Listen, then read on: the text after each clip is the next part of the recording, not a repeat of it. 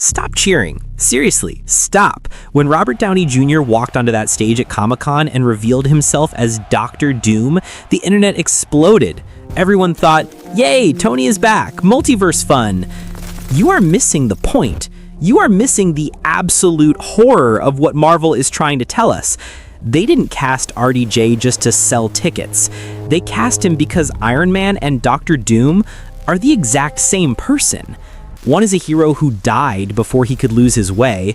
The other is a hero who lived long enough to realize that saving the world isn't enough. You have to control it.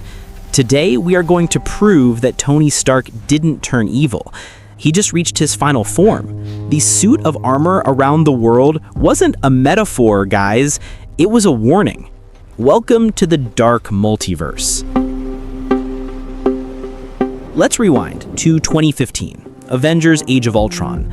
This is the most important movie in the MCU right now. Why? Because Tony Stark explicitly tells us his entire philosophy. He says, "I see a suit of armor around the world." Captain America asks him, "But that sounds like a prison." And Tony doesn't deny it. He essentially says, "But we'll be safe." Tony Stark has always been a futurist. He is obsessed with safety. He is obsessed with preventing the apocalypse. And what is the biggest threat to safety? Free will. People make mistakes. People start wars. People create Thanos. To truly save humanity, you have to take the choice away from them. You have to be the parent. You have to be the king.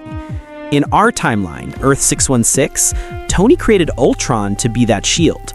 Ultron failed because he decided humanity needed to die.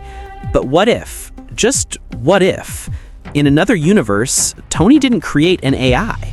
What if he decided to become the AI himself? What if he looked at the world and said, "Fine, I'll do it myself"? That is the birth of Dr. Doom. Here's the evidence that Victor Von Doom is actually just Tony Stark's shadow self unleashed. Pillar 1, the survivor logic. Let's look at this psychology. We know from the comics and likely the upcoming Doomsday movie that Dr. Doom comes from a universe where things went wrong. Imagine a universe where Tony snaps his fingers in Endgame, but the stones don't kill him. They just scar him. They leave him broken, burned, and traumatized. But here's the kicker. Even after the snap, the threats don't stop. Kang comes, Galactus comes, incursions happen. Tony realizes that the Avengers approach, we fight, we win, we go home, doesn't work. It's reactive, it's weak. He realizes that democracy is too slow to stop an apocalypse. So he stops being the consultant, he stops being the Avenger, he becomes the dictator. He takes over the world not because he wants power, but because he believes he's the only one smart enough to keep it alive. Pillar 2, Ultron versus Doombots. Visually, this is undeniable. Look at Dr. Doom's army, the Doombots. They are an army of identical robotic soldiers that police the world, keeping absolute order. Does that sound familiar? That is literally the Iron Legion.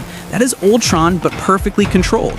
Tony Stark's biggest failure was that he couldn't control Ultron. Dr. Doom's biggest success is that he controls everything. Doom is what happens when Tony finally perfects the suit of armor around the world. It's not evil technology. It's Stark technology without the moral limiters. Pillar 3, the mask. Why does Doom wear the mask?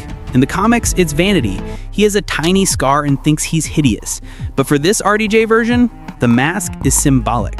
Tony Stark was the face of the MCU, the billionaire playboy philanthropist. He loved the camera. Dr. Doom is the rejection of that ego. He hides his face because Tony Stark is dead. The man who cared about PR, who cared about Pepper Potts, who cared about being liked, that man was weak. The mask is a funeral shroud. Underneath, there is just pure function, pure calculation. It's the ultimate sacrifice. He gave up his identity to become a god. And here is the twist that makes this a horror story.